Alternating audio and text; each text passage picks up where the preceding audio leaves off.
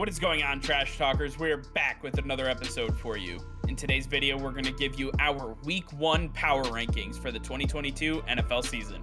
All that and much more coming your way right now!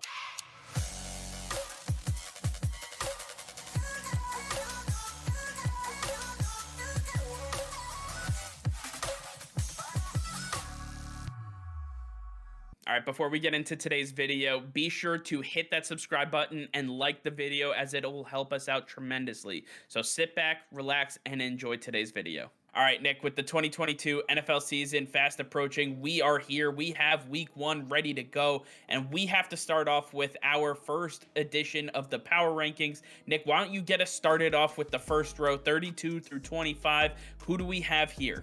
Yeah, as we take a look at the last 8 teams in our Power Rankings, I want to start looking at the 32 team, the Seattle Seahawks. Now Geno Smith was named the starter, and that was after we saw Drew Lock go through COVID, not being able to play in that Week 2 preseason game, and then barely being able to compete in the rest of the preseason. Then Geno Smith got a lot of ability to show what he could do in that offense, and he really didn't show anything, but he was just the available guy, so that's who was named the starter for the Week 1 season.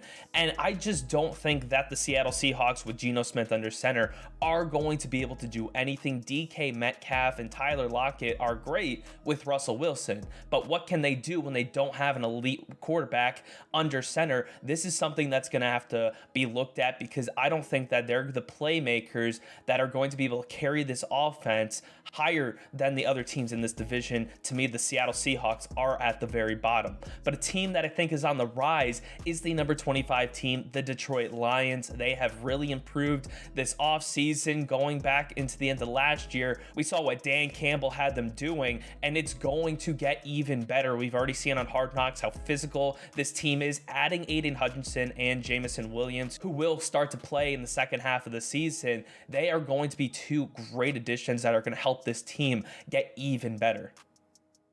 Yeah, I like those two teams a lot. And looking at teams 24 through 17, we have a lot of interesting names here. And I want to start off with the Cleveland Browns at 24.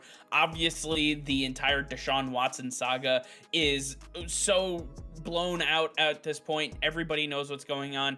He's not going to be playing for the first 11 games for this team, so they are at 24 with Jacoby Brissett under center. Their defense will keep them in a lot of games, but I do not expect a lot from their offense. I believe that at the end of the day, the Cleveland Browns are much better than their number 24 ranking, but as soon as Deshaun Watson gets back under center, that will be a different story. For now, they are toward the bottom of our power rankings. And then moving over to number 19, we see the Tennessee Titans. The Titans are one of the better teams that we have in the AFC. Unfortunately, a massive loss to their defensive side of the ball. Harold Landry tearing his ACL, out for the entire season. He will not be back for them. He is one of the stalwarts on their defense outside of Jeffrey Simmons. I do not think that they have anybody who's bigger, better, or stronger on the defensive side of the ball. A massive loss for them. They have to figure out some things on their offense.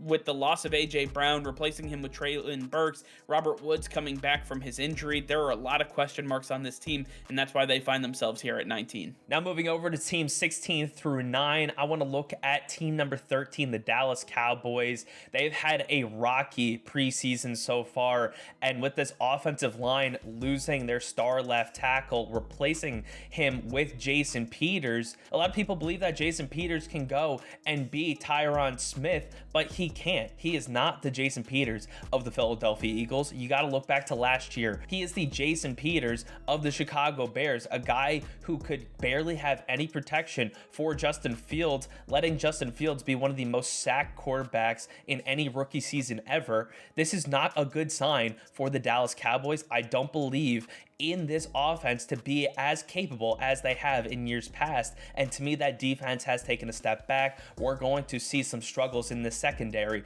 and they are not going to be the Dallas Cowboys that we all want them to be. Another team I want to take a look at though is the Baltimore Ravens at number 9. The Baltimore Ravens having Lamar Jackson, getting J.K. Dobbins back, and hopefully Gus Edwards soon. They are looking to get this offense back on track, being as physical and being as elusive as ever. John Harbaugh Harbaugh knows that this team has everything on both sides of the ball to compete in this division. The Cincinnati Bengals did it last year, but that was against a banged up Baltimore Ravens team. They didn't get to show who they truly are, and I think this is going to be their chance to make their mark. I like them here at number 9 with a lot of room to climb. And looking at the final stretch for our power rankings, we have teams 8 through 1. And I want to talk about team number 8 right here, the Philadelphia Eagles.